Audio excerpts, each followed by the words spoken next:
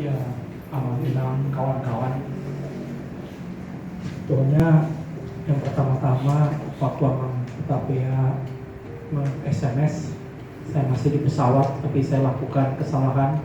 Saya buka handphone ketika pesawat belum berhenti dengan sempurna dan saya nggak jawab. Cuma waktu itu saya bilang nanti saya runding dulu lah dengan Inapta karena besok kami mau berangkat. Dr. Robin minta kami retret di Samosir. Jadi mungkin kami berlima atau berempat masing-masing dengan keluarga kami mau doa dulu di Samosir Sabtu Minggu, menyatukan hati. Jadi nyatukan hati untuk menang, juga nyatukan hati kalau kalah di mana. Saya nggak tahu, sebetulnya banyak sekali yang mau saya katakan. Tapi mungkin Amang Ina, kawan-kawan nggak tahu, sebetulnya saya punya pertarungan batin yang sangat kuat di dalam selama setahun ini. Yang pertama, sebetulnya keinginan saya hidup bahagia bersama keluarga. Keluarga kami nggak sempurna, tapi perasaan saya bahagia. Tapi kalau tanya aja nanti kepada Inapta, apakah dia bahagia? Tapi saya bahagia. Dan saya udah merasa nyaman di Serpong. Kami udah punya rumah di Serpong, anak-anak kami di Serpong. Kalau saya punya kawan-kawan di Serpong, ini yang hadir di sini, saya menikmatinya. Saya suka main Facebook, saya suka motret-motret, dan saya menikmati hidup yang semacam itu. Dan saya pikir kalau saya kepengen aja sebagian atau sebagian besar kesenangan itu akan hilang. Apalagi guru kami Kika baru pisah, dia ke Solo. Lina dan Willy sangat membutuhkan kehadiran saya. Mamanya bekerja, dan bagi saya sebetulnya kalau ada pilihan ya udah hidup yang seperti inilah. Dan sedikit banyak saya juga udah merasa settle. Nah, tapi ada pilihan yang kedua. Saya tahu betul kondisi gereja kita. Saya anggota MPS 2 periode, ikut terlibat di semua tim. Saya ikut di tim anggaran, saya tim rekstra. Saya yang menyusun buku pedoman penata layanan. Jadi buku pedoman penata layanan itu 80 ke 90% diangkat dari SOP-nya Serpong. Orang tidak tahu itu tidak ada nama Serpong di sana, kan? Dan tidak ada juga nama saya. Saya arsitek tim komisi aturan, baik di periode lalu maupun periode sekarang. Nah, saya menganggap gereja kita harus berubah. 2012 kita juga berkumpul semacam ini dengan tema juga gereja harus berubah. Nah, mau pilih yang mana? Kalau untuk kepentingan pribadi saya, sebetulnya saya lebih suka hidup yang seperti ini di Serpong bersama kawan-kawan.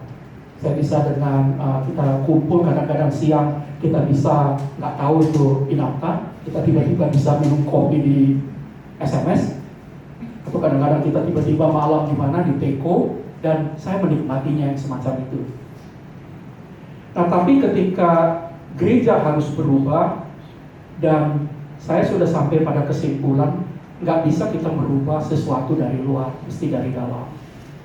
Nah, problem paling besar ketika harus masuk ke dalam, sistem pemilikannya sangat rumit dan melelahkan. Sangat rumit dan melelahkan, baik fisik maupun batin.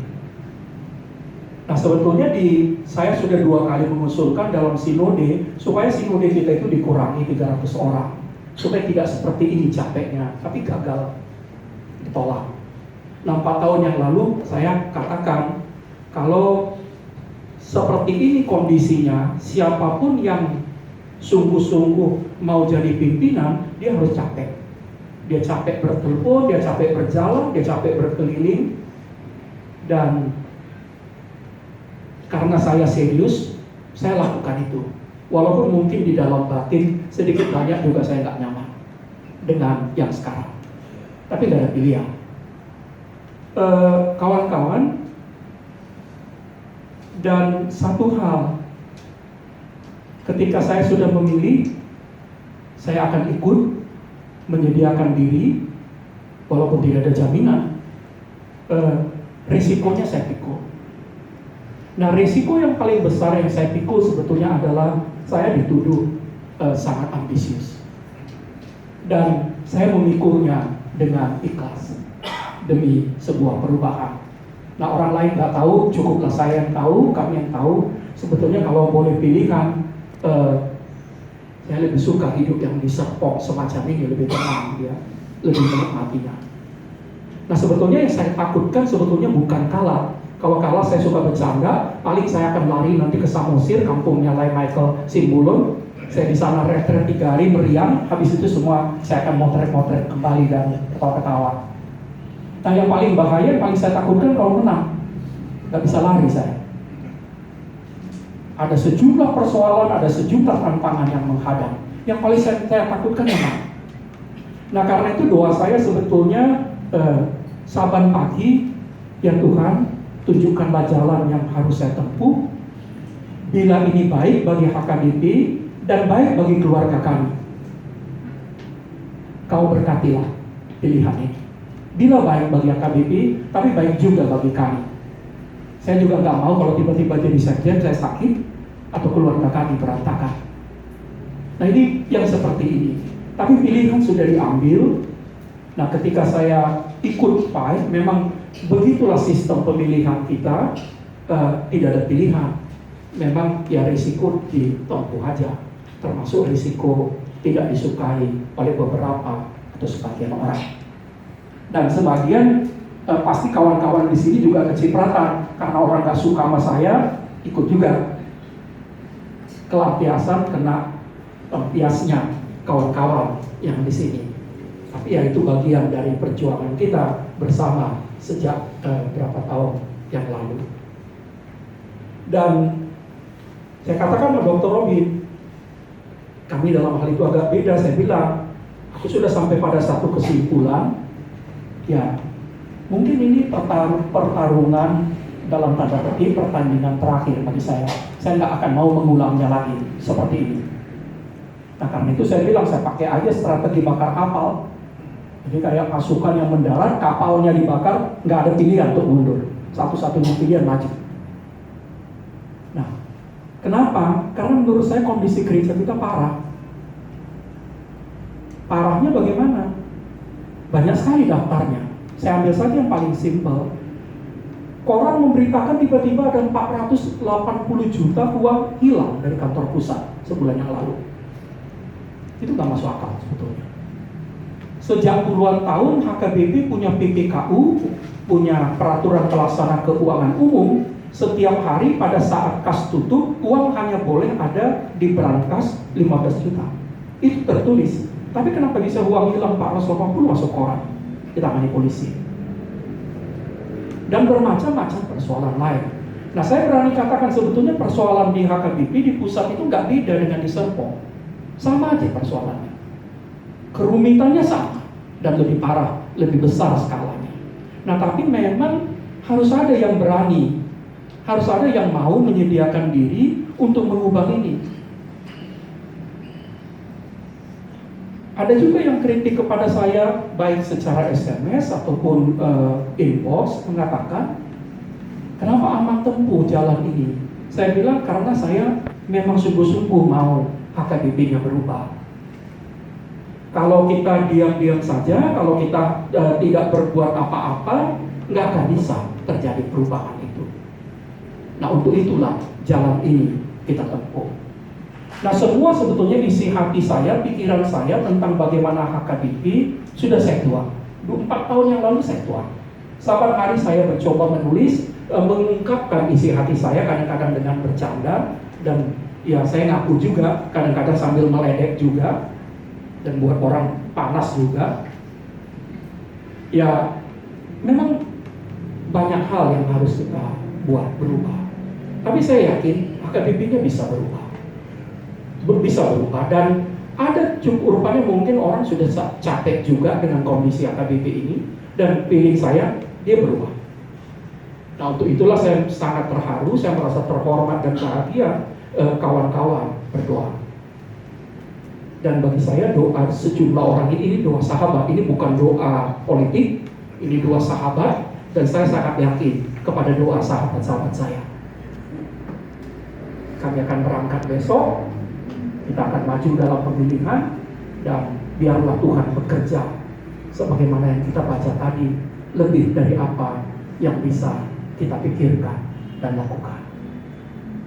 Nah, cuma satu, sama seperti di Serpong, kawan-kawan, anak Inang, mungkin kadang-kadang orang juga bisa salah paham terhadap saya, tapi saya selalu katakan, peganglah satu, saya nggak pernah punya niat memperkaya diri saya dengan jabatan itu. Cuma itulah pegang. Kita bisa berbeda pendapat, kadang-kadang seperti Abang Simanjuntak, kami suka juga berdebat ketika beliau sekben, kami sama keras kepalanya, tapi nggak ada niat memperkaya diri. Dan untuk sekjen ini pun, saya nggak punya niat memperkaya diri. Nah, untuk itu kenapa? Buru-buru saya declare bersama-sama dengan Dr. Robin dan kawan-kawan, buru-buru saya declare, nanti kalau kami jadi pimpinan, urus, sekjen, kadep, kemanapun dia kunjungan dinas, dia nggak boleh terima apapun. Jadi saya duluan bikin pisau di leher saya, supaya besok ketika saya terpilih, saya nggak bisa lagi lakukan itu.